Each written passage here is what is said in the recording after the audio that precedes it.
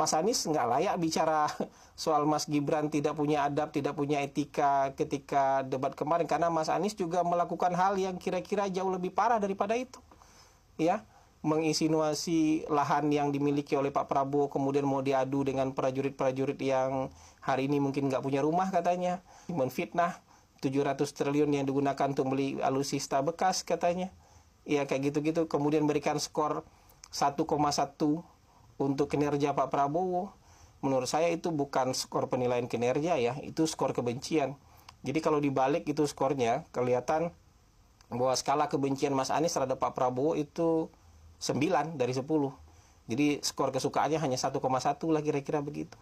Sementara skor kebenciannya Mas Ganjar mungkin 5 terhadap Pak Prabowo. Mereka tidak sedang menilai kinerja, mereka sedang mengungkapkan skala kebencian mereka terhadap Pak Prabowo.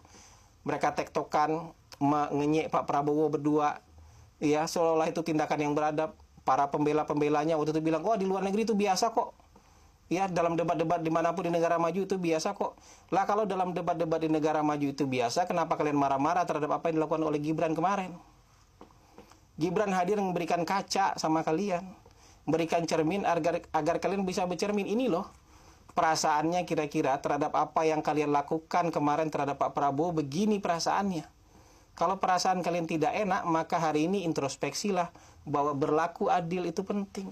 Introspeksilah bahwa kalian harus melakukan sesuatu, menempatkan sesuatu sesuai proporsinya. Gitu. Kalaupun menilai harus dengan penilaian yang adil, walaupun kita sedang berkompetisi. Memberikan skor harus dengan objektif walaupun kita sedang berkompetisi. Nah inilah Mas Gibran kemarin itu, entah disengaja atau tidak, tapi dia hadir memberikan kaca buat kedua pasangan lainnya. Bahwa apa yang kalian lakukan kemarin, bahwa apa yang kalian bangga-banggakan kemarin, ketika itu menimpa kalian, nggak enak perasaan kalian kan? Nggak enak mungkin minum air kayak rasa duri mungkin kalau bahasa orang Padang itu, ya. Atau minum air dingin ditiup-tiup dulu baru bisa diminum, itu saking nggak enaknya perasaan. Ini perasaan yang menimpa kalian itu pernah dirasakan oleh Pak Prabowo dan pendukung-pendukungnya. Ya, ketika kalian dijelaskan bahwa ini tidak etis, ini tidak beradab, kalian punya 1000 pembelaan. Maka ketika kalian bilang Mas Gibran tidak beretika dan tidak beradab, kita juga bisa punya 1000 pembelaan. Gitu. Tapi intinya masyarakat melihat kedua hal ini berbeda.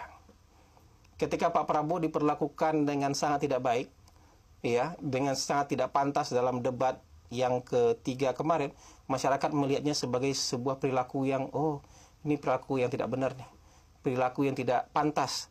Jadi dua orang ini belum pantas dijadikan calon presiden. Kenapa? Mereka melakukan hal yang tidak pantas. Tapi ketika Gibran melakukan yang kayak gitu, membuli kedua pasangan itu, orang melihatnya berbeda.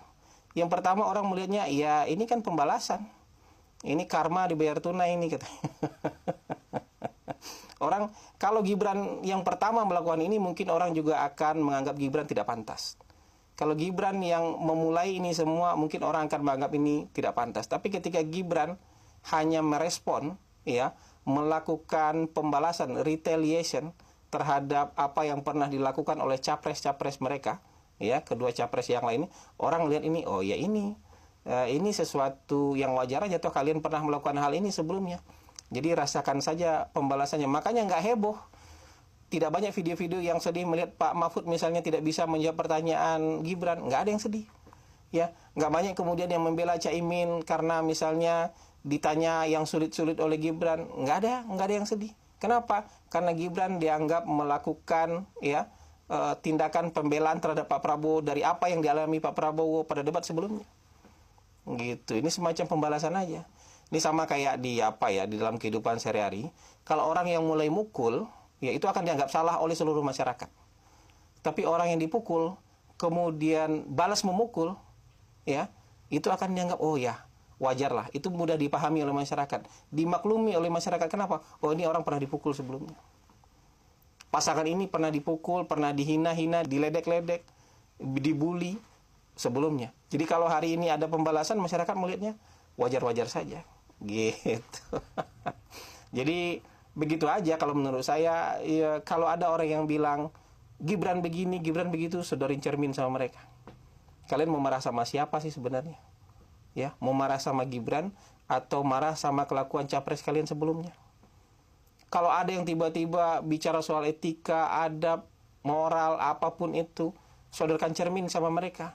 Kalian sebenarnya mau misuh-misuh sama siapa? Ya, mau misuh-misuh sama Gibran atau mau misuh-misuh sama kelakuan kalian sendiri sebelumnya? Jadi gitulah.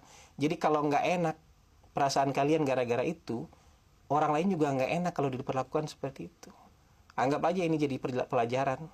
Anggap ini sebagai sebuah hikmah kehidupan.